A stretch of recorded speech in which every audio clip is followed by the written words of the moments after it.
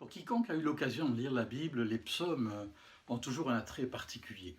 D'ailleurs, si vous connaissez un peu les psaumes de la Bible, il est probable que vous avez votre favori et on pourrait lancer comme ça un petit jeu ou un concours. Quel est votre psaume préféré et pourquoi? Ce serait d'ailleurs très intéressant. Moi, c'est le psaume 119. Alors si vous le connaissez, vous souriez probablement derrière votre écran et je comprends pourquoi. En effet, c'est le plus long. Il y a 176 phrases ou versets, ce qui est énorme. En plus, il a toute une particularité. En fait, il a 22 strophes, ce qui correspond d'ailleurs au nombre de lettres de l'alphabet hébreu.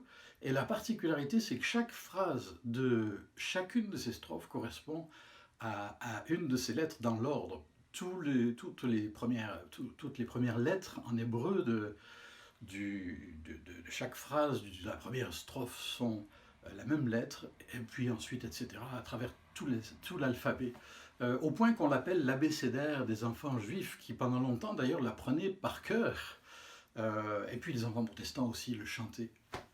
Tout un psaume, mais on pourrait se décourager un petit peu, il parle de la loi de Dieu, et puis de toutes sortes de choses semblables. En réalité, il gravite autour d'une relation d'amour entre cet homme qu'il a écrit, dont on ne connaît pas le nom, et la loi de Dieu. Quelle chose étrange que d'aimer la loi. Qui aime la loi?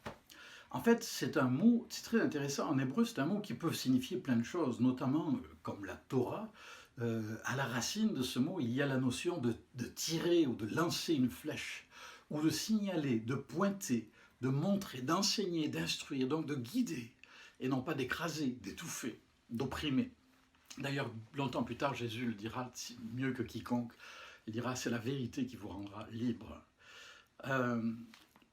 Il est souvent question d'amour dans ce psaume.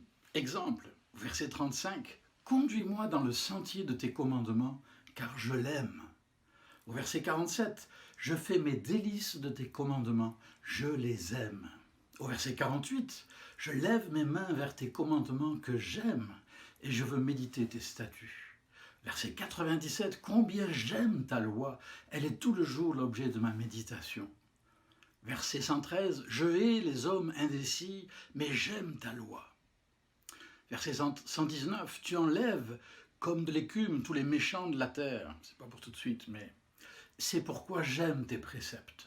Verset 127, « C'est pourquoi j'aime tes commandements plus que l'or et que l'or fin. » Verset 140, « Ta parole est entièrement éprouvée et ton serviteur l'aime. » 159, « Considère que j'aime tes ordonnances. Éternel, rends-moi la vie selon ta bonté. » 163, « Je déteste le mensonge, mais j'aime ta loi. » Et verset 167, « Mon âme observe tes préceptes et je les aime beaucoup. » Des siècles plus tard, Jésus dira, « Si vous m'aimez, vous garderez mes commandements. » Celui qui a mes commandements et qui les garde, c'est celui-là qui m'aime. Il y a un lien étroit entre le fait d'aimer Dieu et d'aimer sa parole. D'ailleurs, le psaume 119 est ni plus ni moins un hymne à la parole de Dieu et au Dieu de la parole. J'aimerais vous lancer comme un défi, on pourrait l'appeler le défi 119, c'est de le lire tranquillement, peut-être juste une strophe à la fois, et peut-être de la relire tranquillement 2, 3, 4 fois, lentement, en laissant peut-être pénétrer votre cœur, votre âme, et peut-être vous interpeller même. Vous pourrez ensuite en faire même un sujet de prière, en l'adaptant à votre condition, à votre situation. Et vous serez sans doute étonné comme moi de voir comment ces textes qui ont été écrits il y a des siècles de cela, voire des millénaires, nous rejoignent aujourd'hui encore et nous interpellent. C'est tout le défi pour chacun d'entre nous, de ralentir, de nous mettre à l'écoute et de nous laisser interpeller au fond de nos cœurs. Une des choses les plus fascinantes, pour conclure, c'est justement la conclusion de ce psaume. Le dernier verset dit « Après tant d'assurance, tout un élan du cœur, il termine en disant « Je suis errant comme une brebis perdue. Viens à la recherche de ton serviteur, car je n'oublie pas tes commandements. » Surprenant. Ça nous rappelle en tout cas qu'on peut être rempli d'assurance face aux promesses de Dieu et que cela ne doit pas faire de nous quelqu'un d'arrogant, quelqu'un de suffisant, mais plutôt quelqu'un qui continue de chercher son chemin, de suivre la voie avec humilité, avec simplicité et de tout son cœur. Ouvre mes yeux pour que je contemple les merveilles de ta loi. C'est le verset 18 de ce psaume magnifique. C'est ma prière pour vous, c'est certainement ma prière quotidienne pour moi. J'espère que vous aurez du plaisir à le chanter et à le prier avec moi. Ouvre mes yeux pour que je contemple les merveilles de ta loi. Qu'elle soit une lampe à mes pieds, une lumière sur mon sentier. Ouvre mes yeux,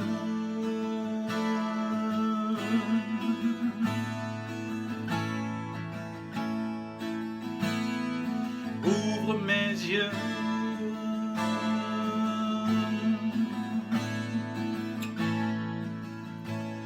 Je serre ta parole chaque jour dans mon cœur pour ne pas pécher contre toi. J'ai autant de joie à suivre tes instructions que si je possédais tous les trésors. Je fais mes délices de tes prescriptions et je n'oublie point ta parole.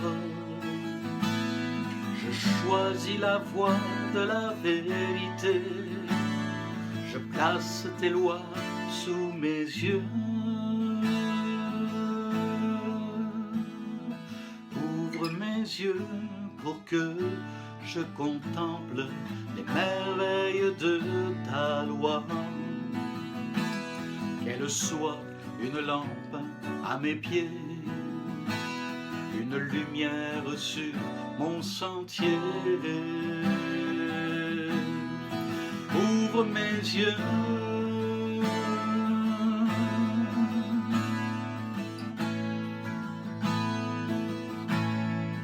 ouvre mes yeux.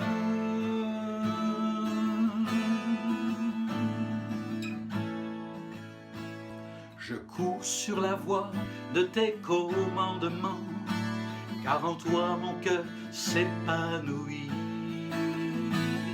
J'annoncerai tes décrets devant les rois, et je ne rougirai point de toi.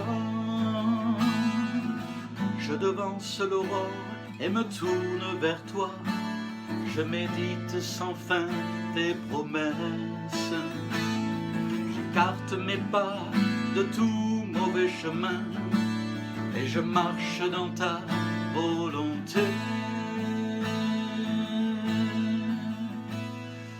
Ouvre mes yeux pour que je contemple les merveilles de ta loi. Qu'elle soit une lampe à mes pieds, une lumière sur mon sentier. Ouvre mes yeux. Oui, Seigneur, fais-le pour moi et pour chacun de nous. Ouvre mes yeux.